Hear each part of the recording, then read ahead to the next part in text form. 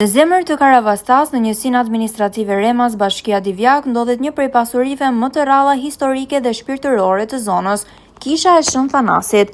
E ndërtuar në vitin 1778, kjo kishë është dëshmi e një historie dhe tradite të ruajtur ndër shekuj. Për vlerat e saj të veçanta historike dhe kulturore, kisha e Shën Thanasit është shpallur monument kulture që në vitin 1963, ndërsa restaurimi i fundit i saj është kryer në vitin 2015. Një nga elementet më të rëndësishëm të kësaj kishe janë afresket, të cilat mbartin vlera të veçanta të artit të vjetër kishtar. Ato janë realizuar nga vëllezërit Gjergj dhe Joan Katro, duke i dhënë këtij objekti edhe më shumë rëndësi në trashëgiminë kulturore të zonës.